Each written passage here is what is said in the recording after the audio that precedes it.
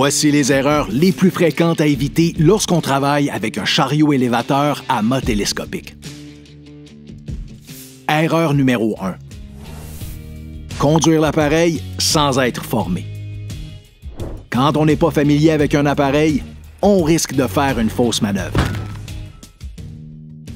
Avant d'opérer un chariot à mât télescopique, il faut obligatoirement avoir suivi une formation adéquate.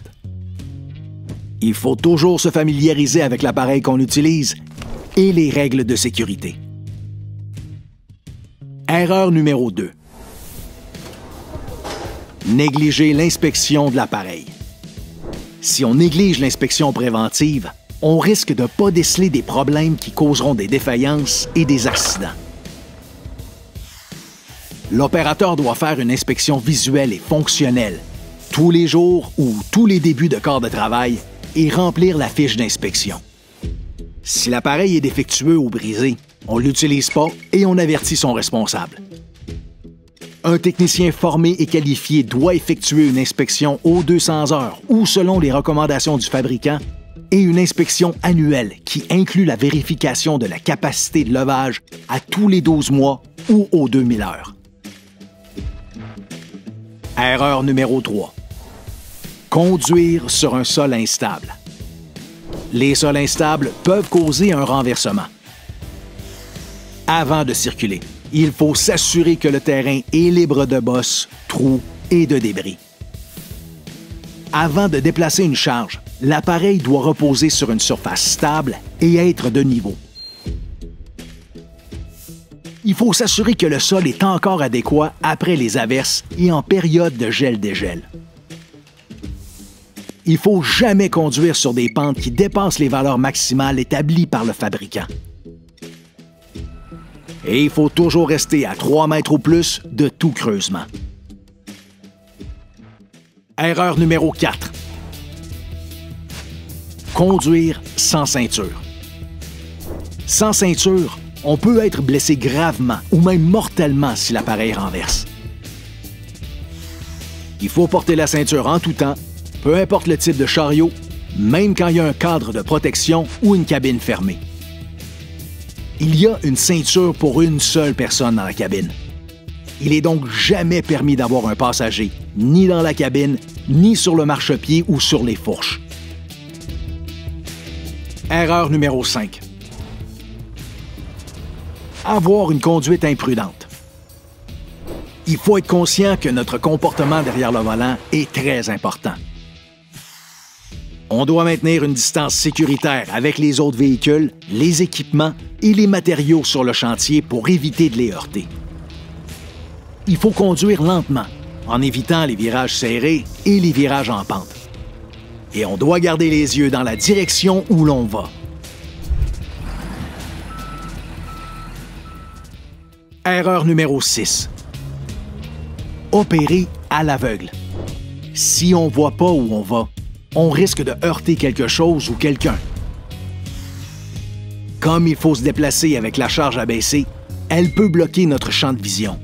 Si la charge nous bloque la vue, si on ne voit pas où on doit déposer la charge, ou si on doit porter une charge en hauteur, il faut avoir l'aide d'un signaleur. Erreur numéro 7. Ne pas faire attention aux piétons. Un chariot a plusieurs angles morts et prend du temps à s'immobiliser. Les piétons en sont pas toujours conscients. C'est pourquoi il faut ériger un périmètre de sécurité pour empêcher les travailleurs de circuler dans la zone d'opération. On doit leur demander de rester à distance quand le chariot prend ou dépose des charges et s'assurer qu'ils nous ont vus avant de procéder. Quand le chantier est achalandé, il faut avoir un signaleur. Erreur numéro 8. Mal gérer la charge. Quand la charge est en hauteur et en extension, elle peut facilement déplacer le centre de gravité et provoquer un renversement du chariot. Il faut toujours respecter les limites de charge selon la hauteur, la distance de sortie du mât et l'angle de levée. Il peut être nécessaire d'utiliser les stabilisateurs pour optimiser la capacité de charge et stabiliser les manœuvres. il faut se référer aux instructions du fabricant pour savoir quand ils doivent être déployés. On ne doit jamais transporter des charges déséquilibrées ou instables pour prévenir la chute d'objets. Erreur numéro 9. Abandonner les commandes quand la charge est soulevée. On est toujours responsable de la charge soulevée. Si on s'en va, il n'y a personne aux commandes pour gérer la situation si quelque chose arrive. Il faut toujours rabaisser la charge si on quitte les commandes, même momentanément. Erreur numéro 10. Modifier un accessoire. Il est strictement défendu de modifier un accessoire. On doit toujours utiliser les accessoires selon le guide du fabricant et consulter la charte de levage qui lui est propre. Tout comme le chariot, ils doivent être inspectés quotidiennement et annuellement. Erreur numéro 11. Utiliser le chariot lors de conditions météo défavorables. Le vent peut causer un renversement quand la charge est soulevée. Il est important de respecter les valeurs maximales avec le mât en pleine extension et d'éviter d'opérer le chariot pendant des orages électriques.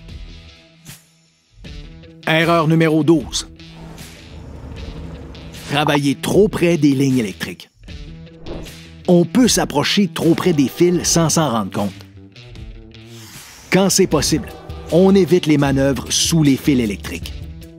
Mais quand c'est pas possible, il faut s'assurer de respecter la distance d'approche.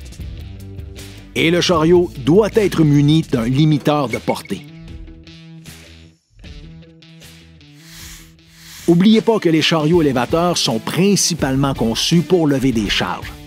Si vous voulez lever des personnes, il est préférable d'utiliser une plateforme élévatrice. Pour plus de détails et l'ensemble des consignes de sécurité, consultez les programmes de prévention et les FAS de la PCHQ.